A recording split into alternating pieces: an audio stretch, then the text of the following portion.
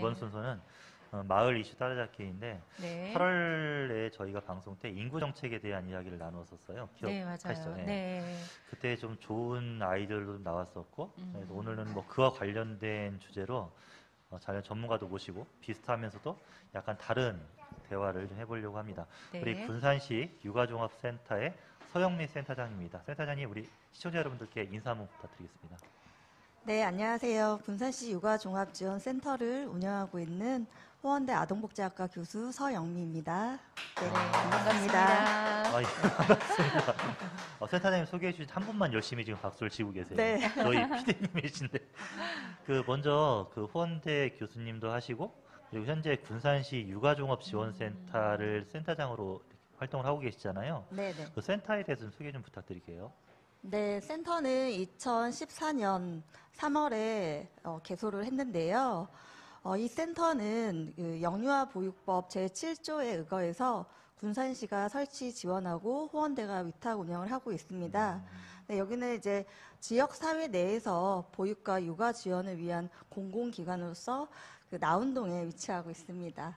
네. 아, 그럼 주요 사업들은 어떤 사업들이에요? 네, 제가 화면도 좀 준비를 해봤는데요.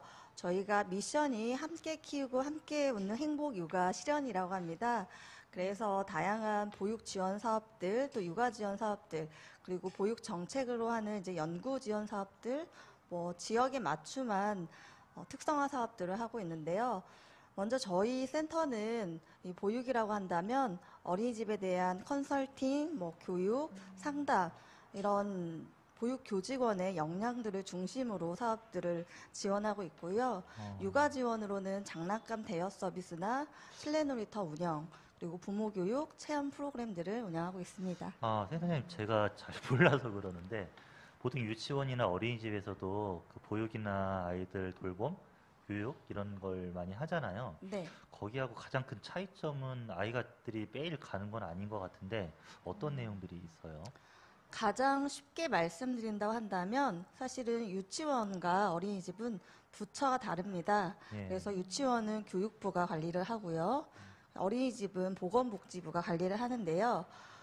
교육청에서 관리를 하는 유치원은 다양한 뭐 부모 교육 또 유치원에 관한 장학들을 교육지원청에서 운영을 하고 있습니다. 근데 어린이집은 이제 지자체에서 관리를 하고 있기 때문에 시청에서 어린이집을 관리를 하거든요. 행정적 지원이나 지도 관리 감독은 시청에서 하지만 뭐 그 밖에 어린이집에 대한 지원과 또 장학 그리고 가정 양육을 하는 부모님들에 대한 교육들 또 가정에서 아이를 잘 키울 수 있도록 하는 그런 아이의 성장과 발달을 돕는 프로그램들을 운영하고 있습니다. 네. 그러면 어린이집의 어떤 플랫폼 역할을 할 수 있는 그런 허브 역할을 하는 그런 기관이라고 봐도 괜찮을까요? 네, 맞습니다. 그래요. 그렇군요. 자, 우리 최근 센터에서 그 육아톡톡, 보유톡톡이라는 사업을 진행하고 방송도 하신 거로 알고 있어요. 네, 얼마 전에 진행을 했고요. 저희도 실시간 유튜브와 또 페이스북으로 좀 방송을 진행하게 되었습니다. 이 사업에 대한 안내나 어떤 인상 깊었던 변화? 그런 내용들 좀 소개해 주시면 좋겠습니다. 사실 이 행사를 기획하게 된 게 이제 코로나로 일상이 힘들어지고 또 저희가 주변을 돌아볼 여유가 많이 없어졌습니다.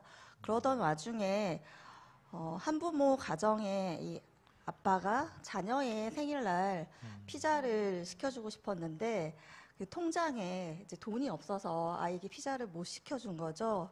그런 와중에 어느 한 사장님께서 무료로 피자를 제공해준 따뜻한 마음을 보고 우리도 공공기관으로서 사회적 가치와 또 이런 돌봄 윤리, 이런 운영 철학에 맞춰서 조금 더 우리도 힘들지만 주변을 되돌아보자라는 취지에서 아이 키우는 게 물론 코로나 이전에도 힘들었을 수도 있고 지금은 더 많이 힘들 수가 있습니다. 또 보육 현장도 마찬가지일 수 있는데요. 또 우리가 그렇지만 주변을 한 번 더 살펴보고 그런 따뜻한 사연들을 공감하고 그 안에서 우리가 좀 힐링하고 위로가 되었으면 좋겠어서 좀 시작하게 되었습니다. 그러니까 원래 있던 사업이나 준비했던 내용이 아니라 진행하다 그런 네. 사례를 만나서 지원한 사업들이 화제가 되었군요. 네네. 그래요. 선생님, 군산 인구가 계속 줄고 있잖아요. 줄고 네. 있고, 여성에 대한 지원뿐만 아니라 뭐 보육이라든지 다양한 지원도 한다고 하는데 이 저출산에 대한 문제가 좀 심각한 것 같아요. 그래서 이 센터장님 입장에서 특히 이제 보육 현장에서 아이들 만나고 지원하면서 이 저출산 극복할 수 있는 방안이나 이런 게 좀 남다를 것 같은데 혹시 거기에 대한 뭐 사견이라든지 이런 내용도 있으면 안내 좀 부탁드리겠습니다. 네, 이제 아무래도 출산이라는 게 여성에 많이 집중되어 있고 또 과거부터 이제 양적인 출산율에 대해서 많이 집중을 하고 있는데요. 우리가 거기서부터 출발해서 생각해 볼 만한 여러 가지 그런 내용들이 있습니다. 제가 오늘 가져온 자료에는요, 2019년에 한국보건사회연구원에서 발표한 자료입니다. 기혼 여성이 자녀가 없어도 된다라고 응답한 그런 이유가 있었습니다. 물론 아이가 있으면 좋겠지만 없어도 무관하다라고 한 10.6% 정도 응답을 했고요. 그 이유에 대해서 물어봤더니 뭐 경제적으로나 자유를 원하던 거나 그런 것보다도 아이가 행복하게 살기 힘든 사회여서 자녀가 없어도 무관할 것 같다라는 응답이 1위를 차지했습니다. 그동안은 주택이 없어서 아니면 아이 낳고 키우는데 비용이 너무 많이 들어서 이러한 아이 키우기 좋은 환경들을 자꾸 이야기했는데요. 그런 내용과 달리 여성들은, 특히 결혼한 여성들은 내 아이가 지금 이 사회가 살만한 세상이 아니구나, 행복하지 않겠구나라는 그런 응답을 했습니다. 실제로 OECD 국가 중에서 한국이라는 나라에서 우리 아이들의 삶의 만족도가 다른 것들은 건강하고 잘 먹고 교육으로도 그런 서비스들 잘 받고 있지만 주관적인 삶의 만족도는 굉장히 낮은 실태를 좀 보고하고 있습니다. 이런 것에서 우리가 좀 다시 한번 출발을 해야 되지 않을까라는 생각이 들고요. 제가 2017년에 이제 육아지원 서비스 이용 실태 조사에 대해서 한 연구가 있었는데요. 20대에서 40대까지의 임신 출산 경험이 있는 여성을 대상으로 한번 조사를 해봤습니다. 그래서 평소에 육아 관련해서 가장 많이 도움을 누구한테 받고 있는지라고 했을 때 1위가 특별히 없음이라는 그런 결과를 보였습니다. 2위는 친정이나 시부모님의 가족 관계였고요. 3위는 어린이집이나 유치원 교사로부터 가장 많이 육아에 대한 도움을 받고 있었습니다.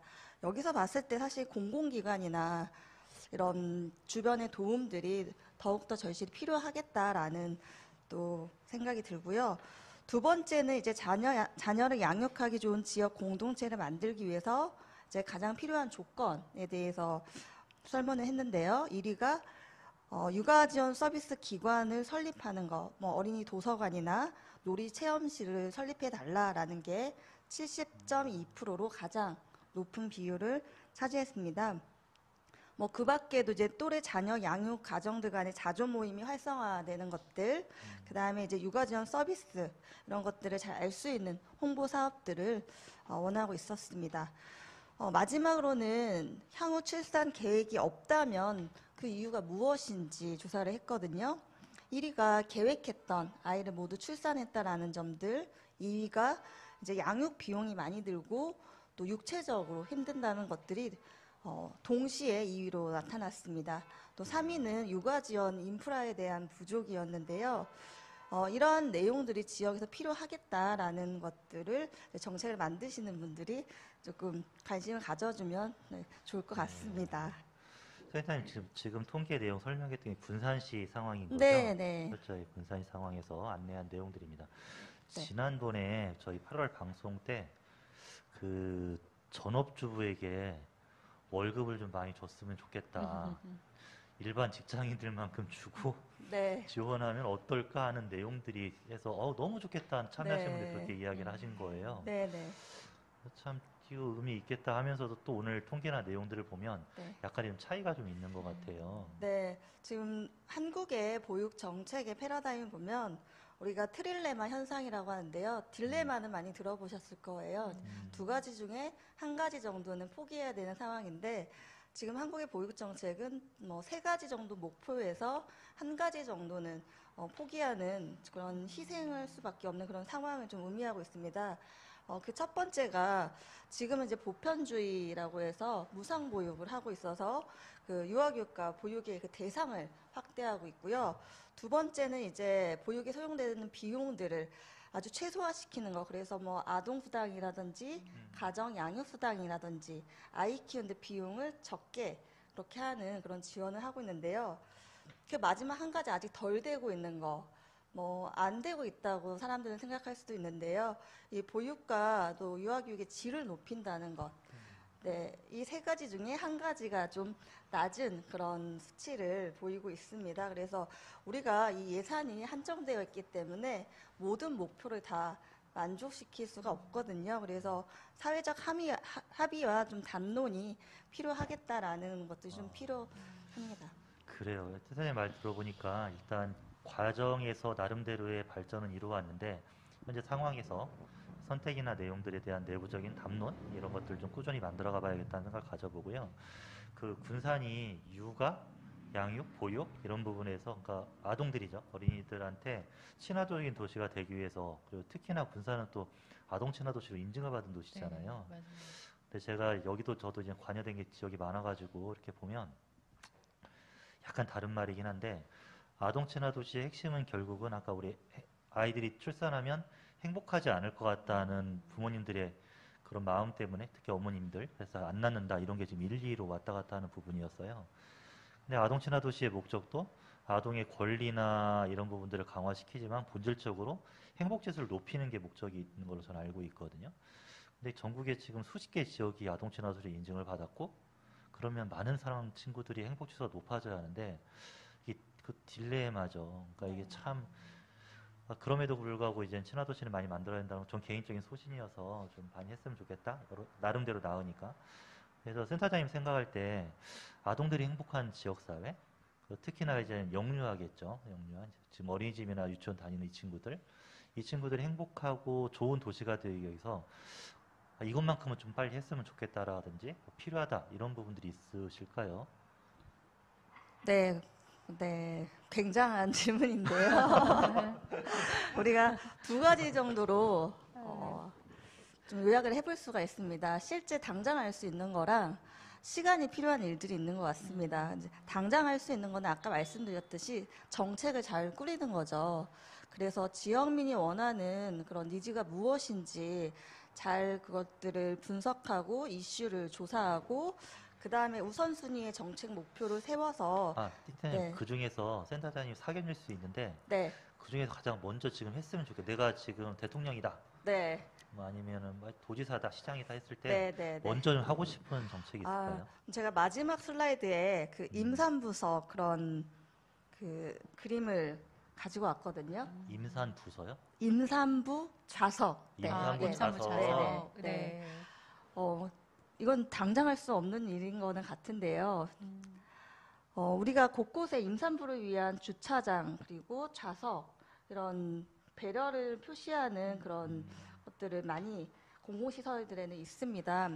근데 아까 저희가 센터 운영 철학을 말씀드릴 때 그 웨어니스의 돌봄윤리라는 말씀을 좀 시간이 없어서 다는 못 드렸는데요.